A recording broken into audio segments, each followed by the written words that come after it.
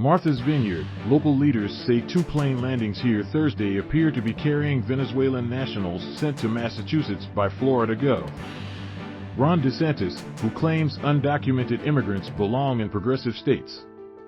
The immigrants thought to be from Venezuela were flown by a chartered aircraft from Florida, Texas, or both, according to local officials. A spokesperson for DeSantis confirmed to Fox News late Thursday that the people on the planes are whom the governor called illegal immigrants. Yes, Florida can confirm the 2 planes with illegal immigrants that arrived in Martha's Vineyard today were part of the state's relocation program to transport illegal immigrants to sanctuary destinations, DeSantis Communications Director, Taryn Fenske, told Fox News Digital. States like Massachusetts, New York, and California will better facilitate the care of these individuals who they have invited into our country by incentivizing illegal immigration through their designation as sanctuary states and support for the Biden administration's open border policies, she told Fox. The arrivals took locals by surprise. A receptionist at Martha's Vineyard Community Services looked up late Wednesday afternoon to find a group of 50 people, men, women, and children, standing in the center's parking lot. The people didn't speak English, but, with the help of a Spanish translator from the nearby Martha's Vineyard Regional High School, community services staff learned the group was from Venezuela and had been put on a plane with nothing but a brochure from the island's service center. They had walked the 2 miles or so from the local airport to the center. We COVID tested them all. A little girl had a temperature, so we separated her with her family. A lot of them were shell-shocked and afraid, said Janet Constantino, a therapist and nurse practitioner working at the center. The crowd wouldn't fit in the building, so staffers gave them water and snacks in the parking lot while a plan was made. October 2021, Ted Cruz wants to send migrants from the Mexican border to Martha's Vineyard and Nantucket. Martha's Vineyard residents help out. This all started to transpire late Wednesday afternoon. They came unannounced, said the Rev. Vincent G. Seadale, rector of St. Andrew's Episcopal Church in Edgartown, where the migrants were to sleep Wednesday night. Since we had several years ago spearheaded efforts to help the homeless on the island, we opened our doors. Seadale, who has been monitoring the situation by phone from a clergy conference in North Carolina, said his church was providing an immediate place for the immigrants and reaching out to other churches Thursday.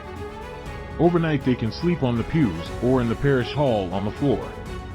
We are in communication with the governor's office for possible help, but these are people just like me and you, and they need care and attention.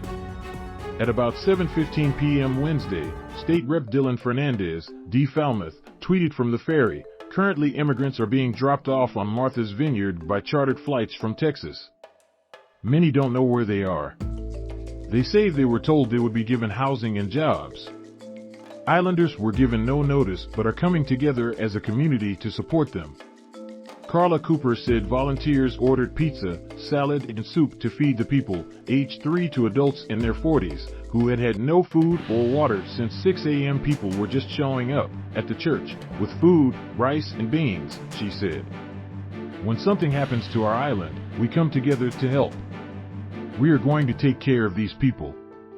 Cooper, head of the Democratic Council of Martha's Vineyard, said, "It is disgusting and repulsive that these people were herded like cattle onto a plane, not told where they were going, and our community was not notified. This is not a joke, this is insanely ridiculous. Martha's Vineyard and its residents will take care of the strangers," she said, who all spoke Spanish and were using translation apps on their phones to express their gratitude. Immigrants walked from Martha's Vineyard Airport seeking help. Seadale said the arrivals simply walked out of Martha's Vineyard Airport and went on foot several miles to the Community Service Center, across from Martha's Vineyard Regional High School, arriving just as the center was closing. They were taken to Martha's Vineyard Regional High School for a snack, he said, before boarding buses that took them to the church. St. Andrew's staff has reached out to a contact that works with the island's food banks and the Greater Boston Food Bank about arranging meals for the unexpected arrivals, Seadale said. "I think anyone hearing about this story who wants to help should pay attention to local news reports," he said, "because we may need meals cooked in the next few days."